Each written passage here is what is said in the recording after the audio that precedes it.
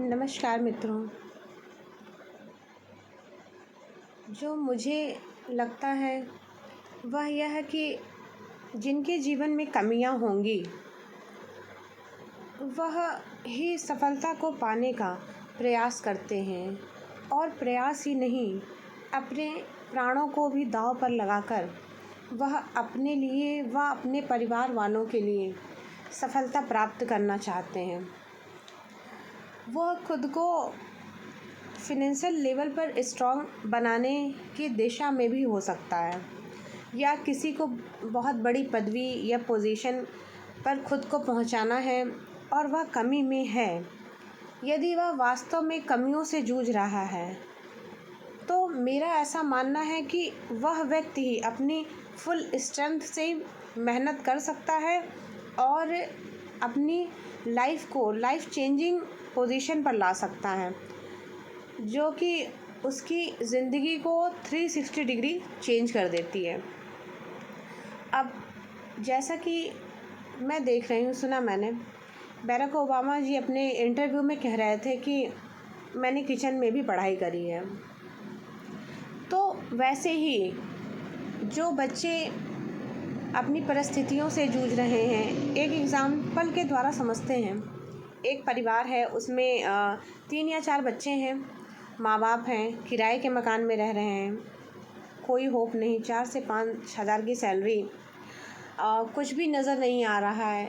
सारा दारोमदार बच्चों के ऊपर है कि बस इन्हें पढ़ा लिखा कर अच्छा बनाना है, एक अच्छा भविष्य देना है, इन्हें बहुत टॉप मोस्ट पोजीशन पर लेकर जाना है। ऐसे माँ बाप के सपने होते हैं।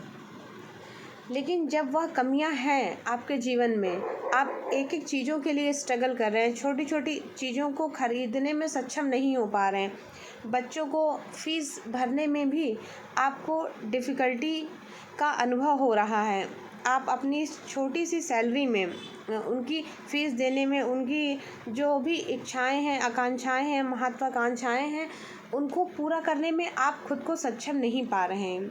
तो वह बच्चा, कई बार ऐसा होता है कि हम छोटी छोटी चीज़ों के लिए तरसते हैं, उनकी डिमांड करते हैं, फिर उन्हें समझाया जाता है कि बेटा हमारी फ़ाइनेंशियल कंडीशन इतनी अच्छी नहीं है कि हम आपको यह दिला सकें।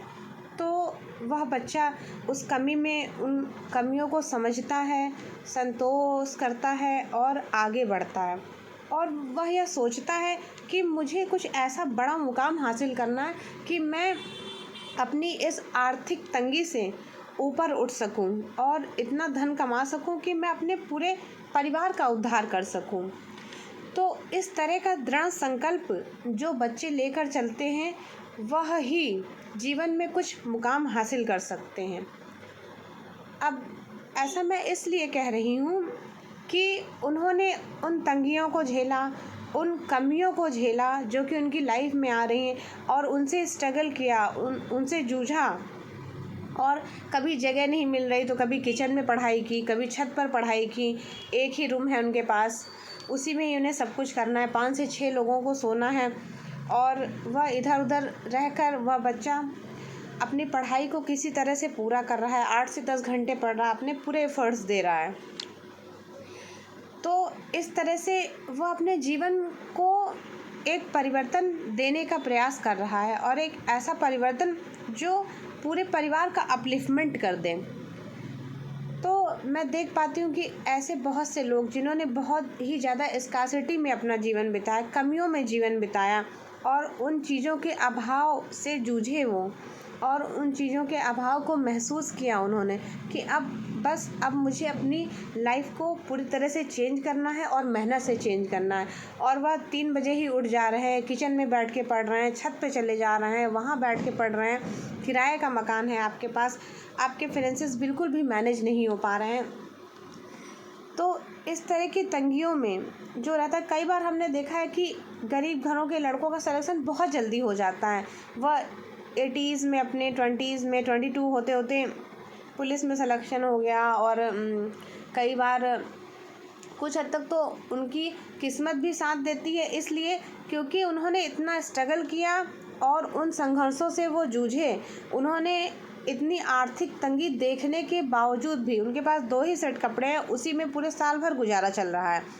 और इन सभी तंगियों से जूझते हुए भी वो रात रात भर जाग कर पढ़ाई करें। उन्हें बचपन से ही एक लत लग गई कि नहीं, मुझे कुछ ऐसा मुकाम हासिल करना है जो मेरी पूरे परिवार की स्थिति को चेंज कर दे।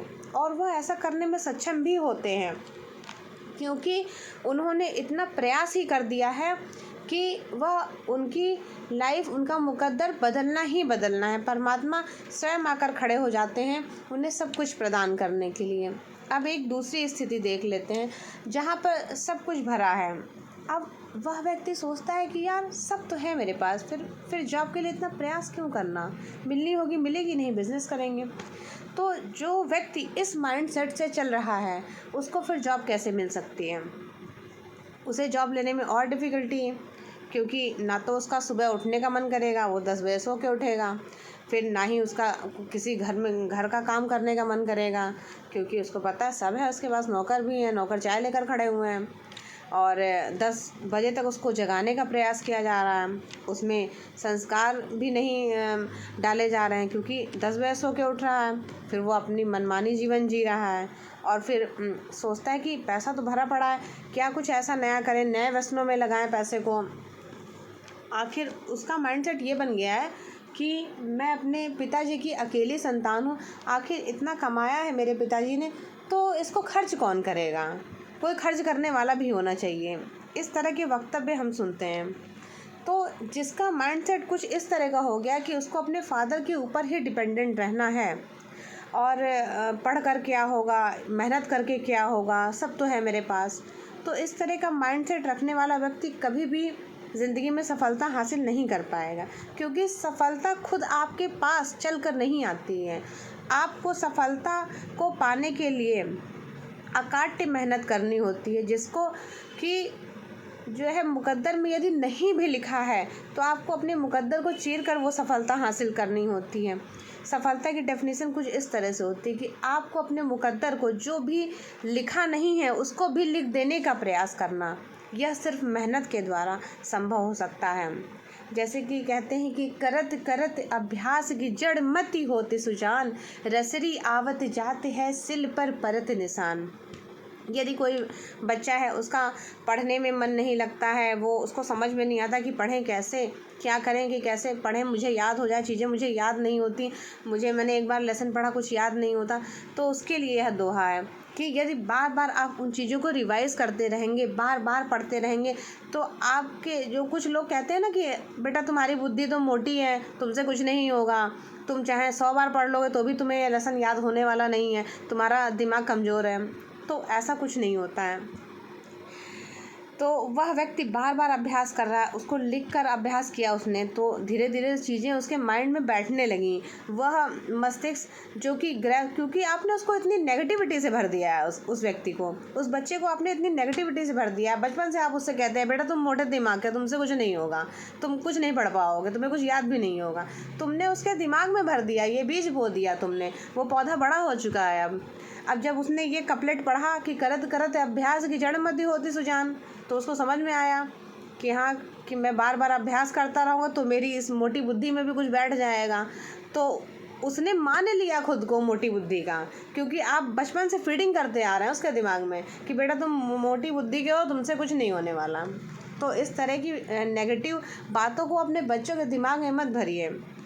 अपने बच्चों से कभी मत कहिए कि तुम कुछ नहीं कर पाओगे, तुम्हारा कुछ नहीं हो सकता है। इस तरह की नेगेटिविटी आप भरेंगे तो वो बच्चा उस नेगेटिविटी से ही ओवरकम नहीं हो पाएगा।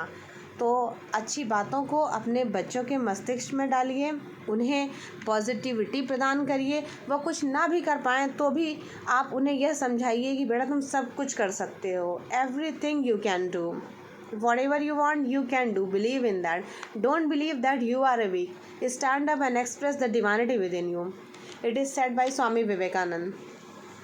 तो इस तरह के श्लोकों को और संवादों को आपको पॉजिटिविटी के साथ अपने बच्चों से डिलीवर करने की ज़रूरत है, ताकि वह अपनी ज़िंदगी में आगे बढ़ सकें। इन्हीं सब बातों के साथ मैं अपनी वाणी को यहीं विराम देती हूँ। धन्यवाद।